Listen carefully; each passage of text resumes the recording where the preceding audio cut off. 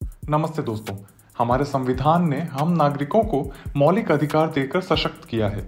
इन अधिकारों को मौलिक इसीलिए कहा जाता है क्योंकि वे किसी भी मनुष्य के सर्वांगीण विकास के लिए आवश्यक हैं। राइट टू इक्वालिटी यानी बराबरी का अधिकार मौलिक अधिकारों में से एक है।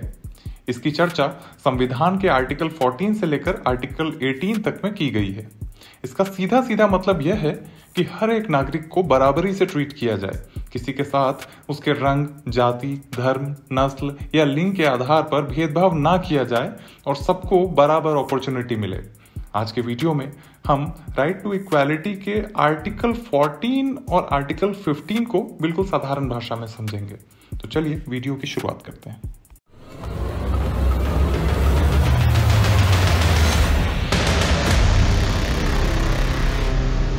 आर्टिकल 14 कहता है कि the state shall not deny to any person equality before the law और the equal protection of laws within the territory of India. यानी कि राज्य भारत के राज्य क्षेत्र में किसी भी व्यक्ति को कानून के समक्ष समानता से या फिर कानूनों के समान संरक्षण से वंचित नहीं करेगा। यहाँ पे इक्वालिटी बिफोर द लॉ यानी कि कानून के समक्ष समानता का मतलब कानून के नजरों में सभी के साथ समान व्यवहार किया जाएगा।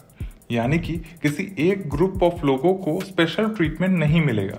यह एक नेगेटिव कॉन्सेप्ट है क्योंकि यह किसी व्यक्ति के लिए विशेष अधिकार के अभाव को दर्शाता है। और इक्वल प्रोटेक्शन ऑफ लॉ यानी कि कानूनों के समान संरक्षण का मतलब यह है कि समाज में सभी लोगों पर समान रूप से एक ही कानून लागू होगा। यह एक पॉजिटिव कॉन्सेप्ट है क्योंकि यह राज्य से बिना किसी भेदभाव के सकारात्मक कार्रवाई की उम्मीद करता है। आर्टिकल 15 धर्म, वंश, जाति, लिंग या जन्म स्थान के आधार पर भेदभाव को प्रोहिबिट करता है। इसके क्लॉज 1 के तहत राज्य किसी नागरिक के साथ जाति, धर्म, लिंग, जन्म स्थान के आधार पर भेदभाव नहीं करेगा। इसका क्लॉज 2 सब क्लॉज ए कहता है कि किसी भी नागरिक को इन सब आधार पर शॉप्स में, पब्लिक रेस्टोरेंट्स में, होटल्स में, पब्लिक एंटरटेनमेंट प्लेसेस पे जाने से नहीं रोका जाएगा। क्लॉज 2 सब क्लॉज बी कहता है कि जो भी कुआं, टैंक, घाट, रोड या प्लेसेस ऑफ पब्लिक रिजॉर्ट जो कंप्लीटली या फिर पार्शियली स्टेट फंडेड है उनके यूज से किसी भी नागरिक को नहीं रोका जाएगा। क्लॉज 3 कहता है कि राज्य महिलाओं और बच्चों के उत्थान के लिए स्पेशल प्रोविजंस बना सकता है। यानी कि ये एक तरीके का पॉजिटिव डिस्क्रिमिनेशन है जो कि स्टेट कर सकता है। महिलाओं के लिए रिजर्वेशन और बच्चों के लिए फ्री एजुकेशन इसी के अंदर आते हैं। क्लॉज 4 कहता है कि राज्य सामाजिक और शैक्षिक रूप से पिछड़े तथा SC/ST लोगों के लिए विशेष नियम बना सकता है।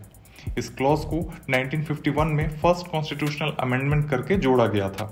क्लॉज 5 कहता है कि राज्य सामाजिक और शैक्षिक रूप से पिछड़े वर्गों SC/ST की उन्नति के लिए विशेष नियम जो उनके एजुकेशनल इंस्टीट्यूशन में एडमिशन से संबंधित हैं बना सकता है।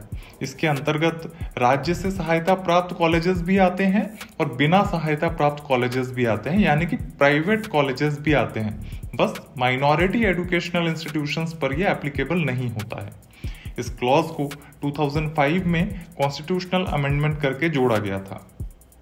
क्लॉज 6 सब क्लॉज ए कहता है कि राज्य इकोनॉमिकली वीकर सेक्शंस के लिए स्पेशल प्रोविजंस बना सकता है।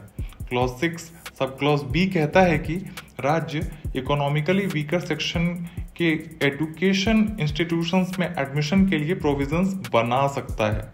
यानी कि क्लॉज 6 क्लॉज 5 जैसा ही है, बस इसमें SC/ST और OBC के जगह इकोनॉमिकली वीकर सेक्शन की बात की गई है।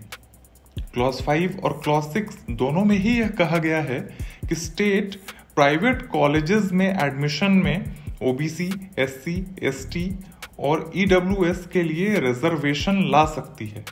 हालांकि इस पर अभी तक सरकार द्वारा कोई कानून अभी तक लाया नहीं गया है।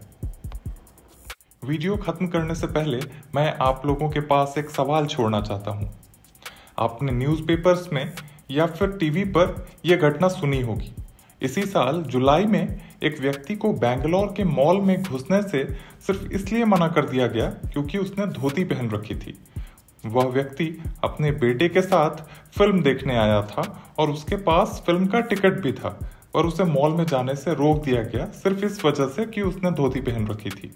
ऐसी ही एक घटना 2020 में दिल्ली में हुई थी, जिसमें एक महिला को एक रेस्टोरेंट में साड़ी पहनने की वजह से एंट्री नहीं मिली।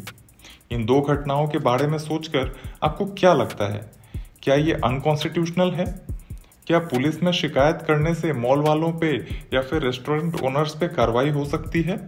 या फिर मॉल्स और ये शॉप्स अपनी पॉलिसीज, अपने डिसीजंस लेने के लिए स्वतंत्र हैं? आपसे रिक्वेस्ट है, आप थोड़ी इंटरनेट रिसर्च करिए और अपने ओपिनियंस कमेंट सेक्शंस में लिखकर बताइए। धन्यवाद। कंटेंट अच्छा लगे तो चैनल को सब्सक्राइब करें। करिए सब्सक्राइब।